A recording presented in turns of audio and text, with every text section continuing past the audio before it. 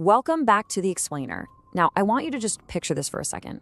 Imagine you're walking down a dark, freezing street in Boston in the winter of 1919. It's this bustling, crowded waterfront neighborhood.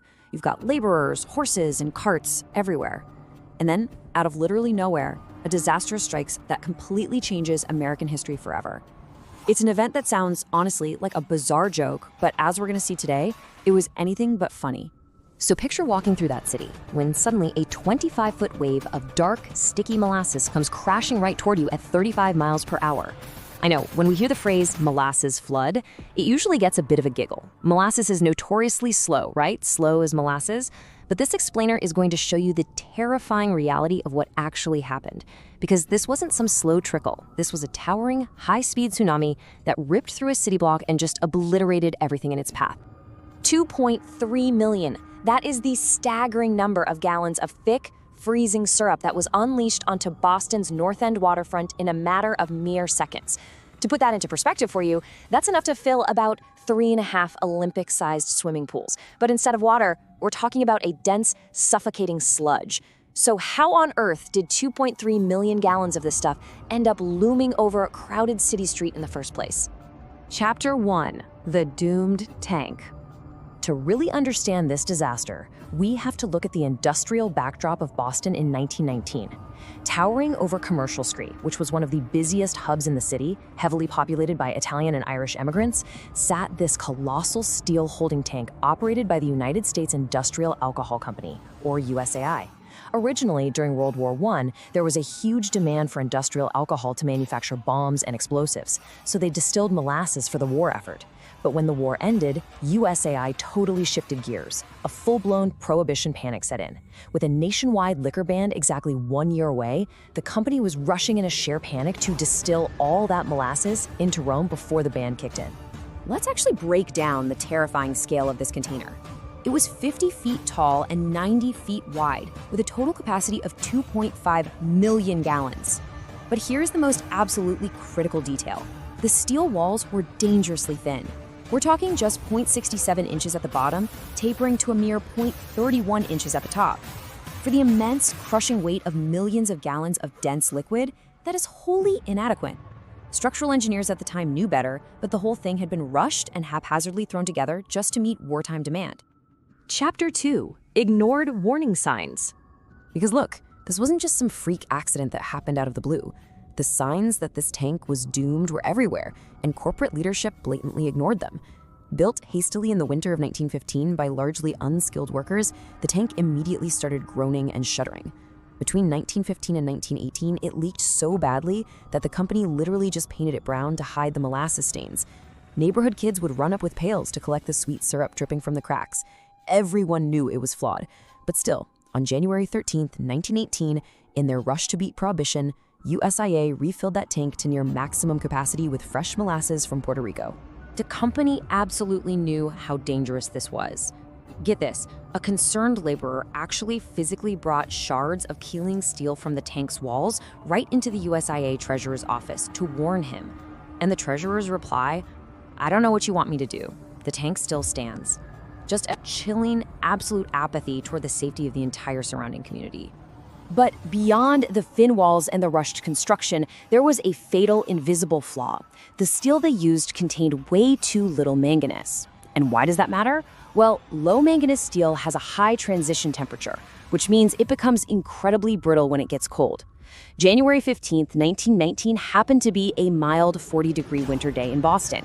It was just cold enough to make that overstressed, inferior metal fatally brittle. That tank was literally a ticking time bomb. Chapter 3: The Explosion. Right after lunchtime, around 12:40 p.m., that mid-afternoon calm was violently shattered. The immense weight of the fresh fill had concentrated extremely high stress on those flawed rivet holes. Suddenly, a Boston police patrolman walking by hears this deep, metallic rumble. And then, rat-a-tat-a-tat, massive steel rivets started popping out and failing one by one, echoing like machine gun fire. In a blinding instant, the entire tank completely rips open and disintegrates, unleashing 2.3 million gallons in a deadly gravity current directly onto the street. The level of destruction here was cinematic in the worst possible way. The concussive force was so massive, it knocked the Engine 31 firehouse clean off its foundation. The second floor pancaked violently right onto the first, trapping the firefighters inside in a tiny 18-inch crawl space. A 35-mile-per-hour wave of dense black sludge snapped solid steel elevated train tracks right overhead and crumpled heavy brick buildings like they were just made of cardboard. Chapter 4: Horror in the Streets. The initial impact was incredibly devastating, but what happened next was a grim, emotional nightmare. See, people simply couldn't escape, and it was because of the horrifying nature of the substance itself. Molasses is a non-Newtonian fluid, meaning it changes its viscosity under stress. When the tank burst, it flowed incredibly fast, basically like an avalanche of quicksand.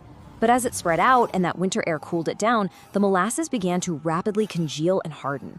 Survivors were suddenly trapped, helplessly locked inside a freezing, hardening glue.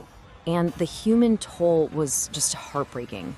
21 people were killed, including an 8-year-old girl named Maria DeStasio, who had just been out gathering firewood. 150 others were seriously injured. The stories of survival are absolutely unreal. A barman named Martin Clawforty woke up to his house being swept away, and he literally had to use his own bed frame as a lifeboat in the dark syrup. Horses, carts, people, completely glued in place.